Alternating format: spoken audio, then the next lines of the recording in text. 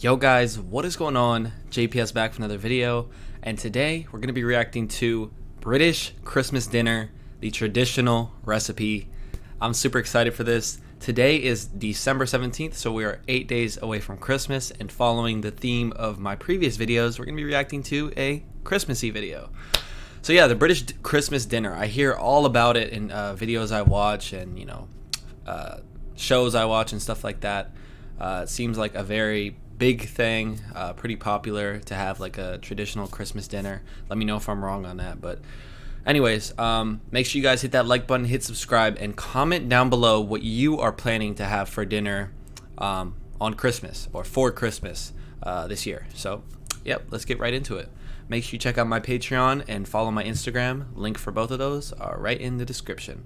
Let's go. Greetings, gastronauts. This is Keith Cooks. I'm Keith, and it's Christmas! Yay! Well, it's not Christmas yet, but it will be soon, so I'm going to show you how to do the traditional British roast turkey dinner good. with all the trimmings.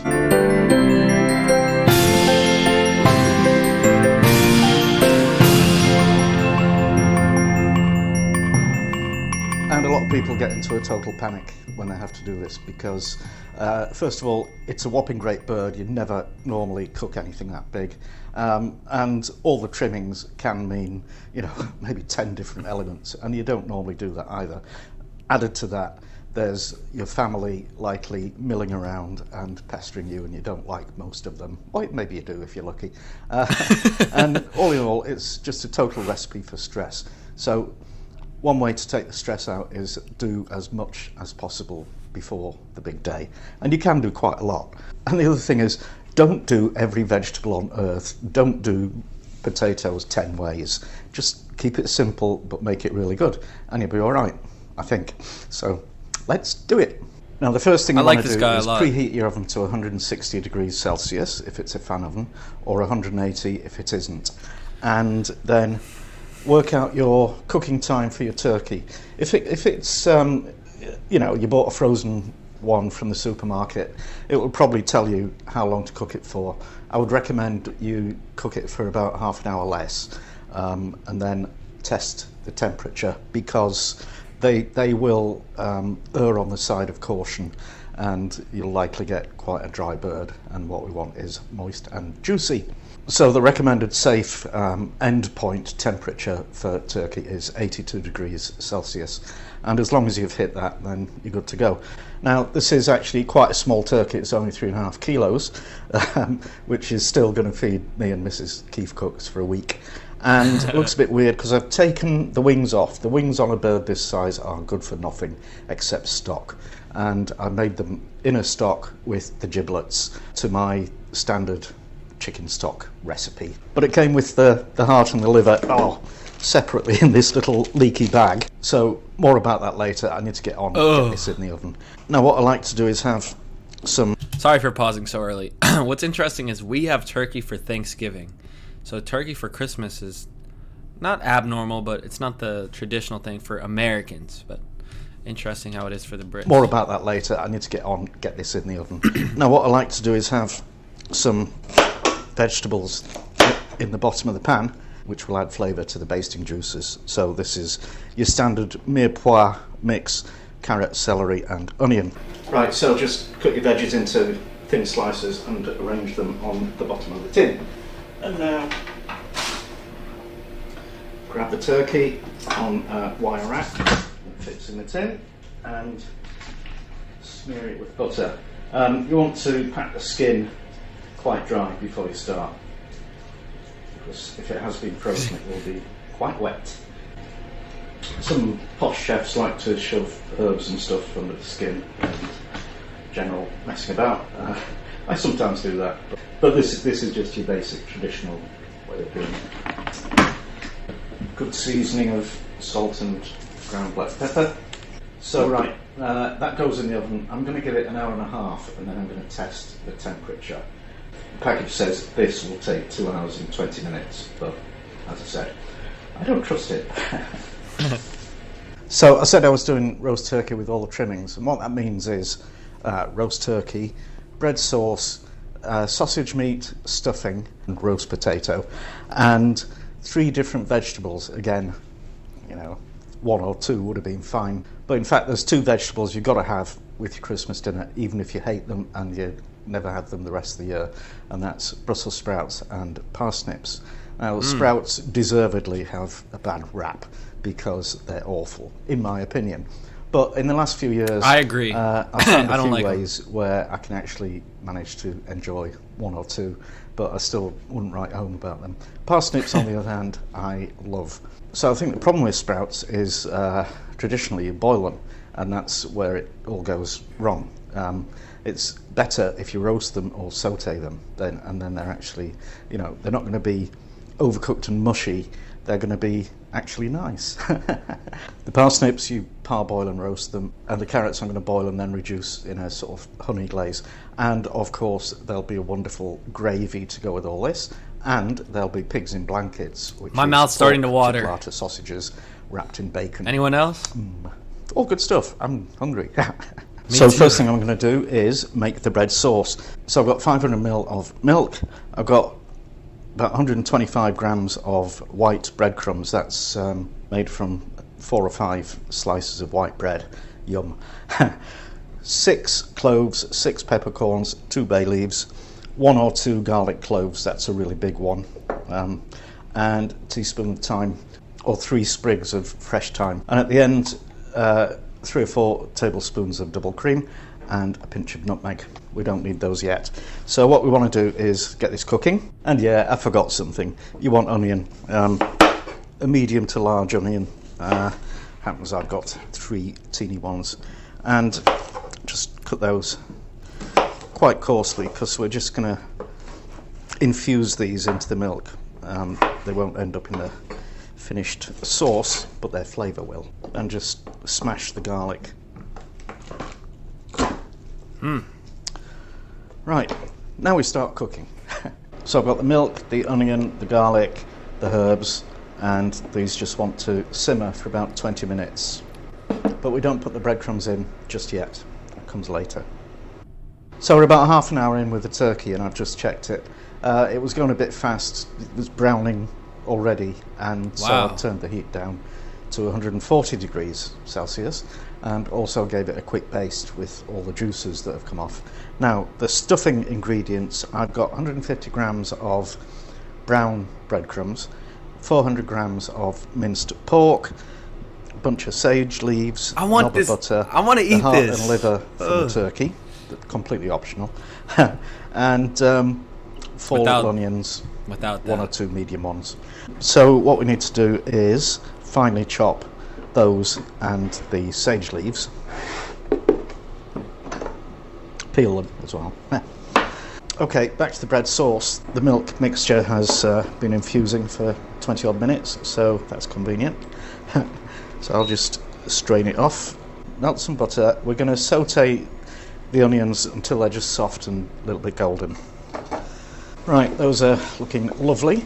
So I'll pop them in a bowl and leave them to cool down completely before we assemble the stuffing. Yeah, sure. Technology. Right. Now we can finish off the bread sauce. So there's the infused milk, and that's a load of garbage, and that's a bit of a mess. Great thing with infusion hobs, the top surface doesn't actually get hot. It gets a tiny bit warm, but not hot. The pans, on the other hand, will burn you if you touch them, so don't.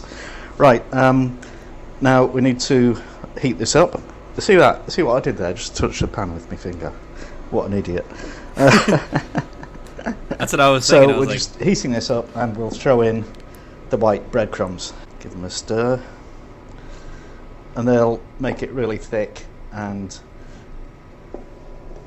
lovely. Lovely. So let those simmer for about What accent is this? 4 or 5 Let me know. minutes, and then your sauce is almost ready. And you can make this ahead of time, a few days actually, and just reheat it when you're ready for it. And if I hadn't been so busy building a gingerbread house, that's what I would have done. Now, this is actually a bit thicker and gloopier than I like it. So I'm going to add a bit more milk just to thin it a bit.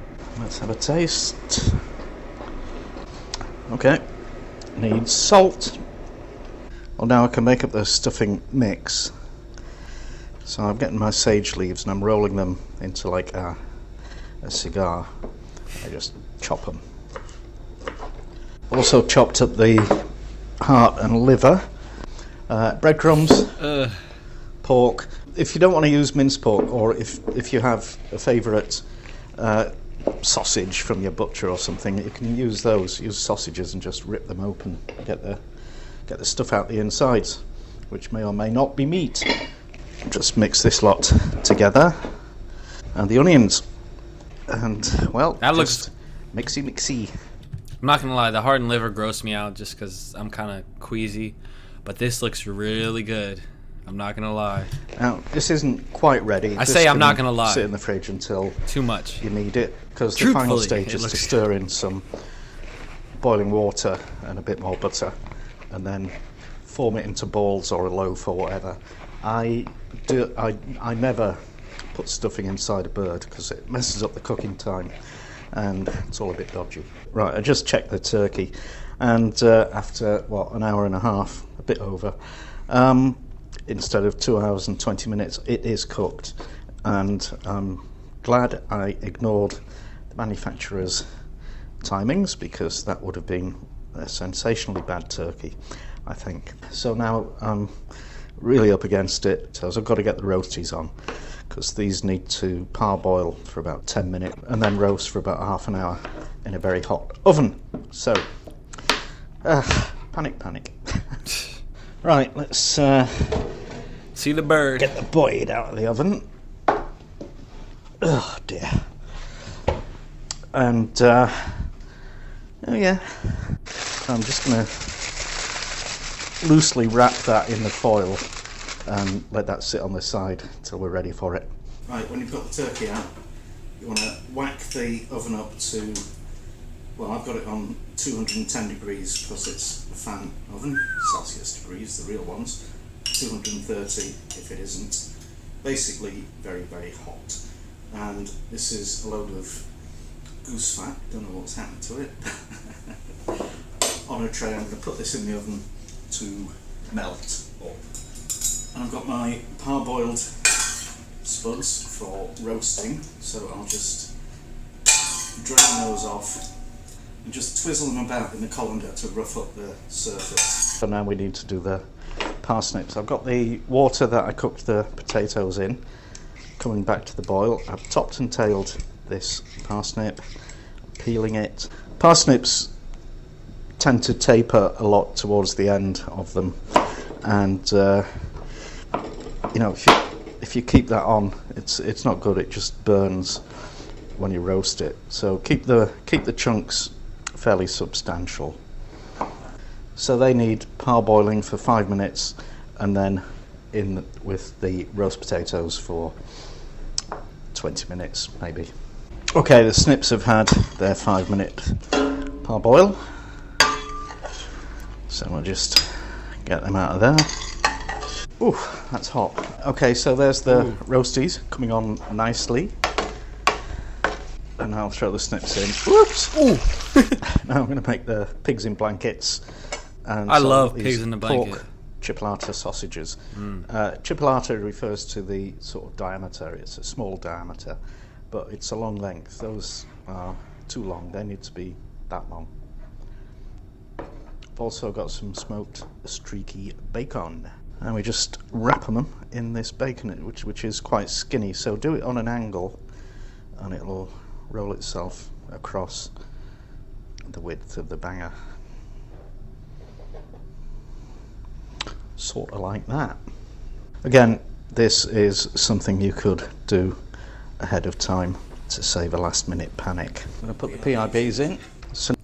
Okay, what? Pigs in a blanket are a sausage rolled in bacon in the UK?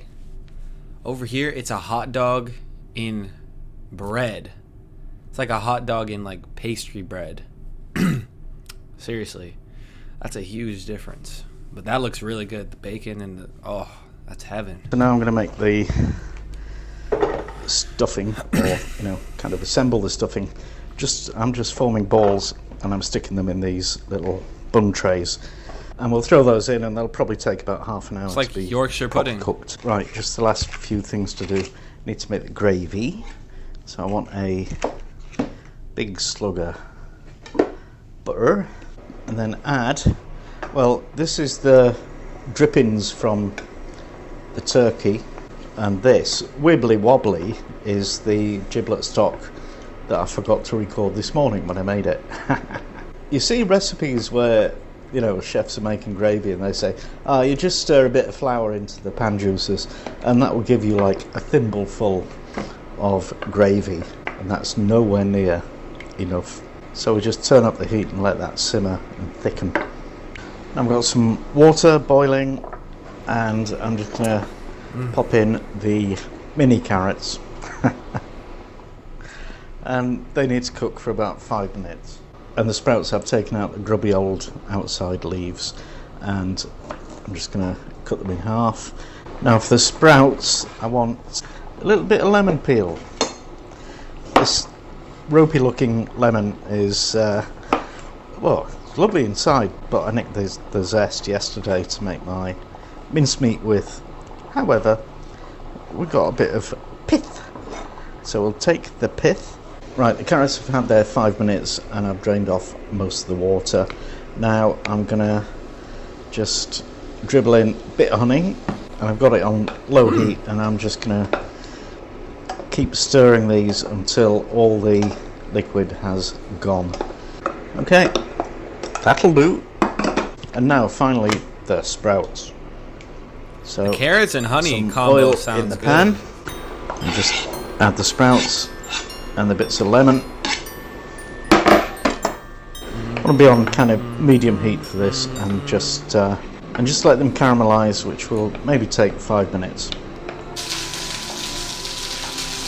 There we go, nice fresh looking green bits and caramelized dark bits. That'll be lovely. Those are sprouts I can eat.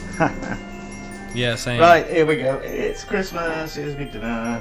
Yeah, so the turkey isn't at its best actually, because of all the messing about with the temperatures and the filming and the waiting around. Sorry about that. So, turkey, stuffing, a couple of these pigs in blankets, and some roast potatoes, and some honey glazed carrots. Okay. And just a few sprouts. And some parsnips. So what are parsnips? there you go. All your bits, all your trimmings. The gravy, add the gravy. You don't actually need to crowd the plate unless you're a totally greedy person. And some bread sauce, which is set a bit solid. And of course, gravy. The gravy. Yeah? Okay. Very good. Thank you. Merry Christmas. And that's that. I hope you enjoyed it. Now please share it with all your friends on social media. I think it's time for me to try that. Wow, that looked really good. I'm not gonna lie. I said it again. I said I'm not gonna lie again. I need to stop. Someone commented that on one of my recent videos. They're like, yo, you say I'm not gonna lie a lot. Like, say something else. I'm like, okay. It's been a habit, that's why. I'm trying to get rid of it. Anyways, that looked delicious. Those honey glazed carrots, I think the honey was the finishing touch, because carrots are kind of sweet, I guess, in some ways. So adding the honey will make them taste really good. So yeah, man, that looked really good. Slightly different, just some cultural differences when compared to our Thanksgiving dinner in America, but overall pretty similar in some ways. But yeah, I'd love to try that. Yep. Merry Christmas to everyone. Hopefully you are getting in the holiday spirit and enjoying time with your family and friends. But yeah, I'll catch you guys in the next video.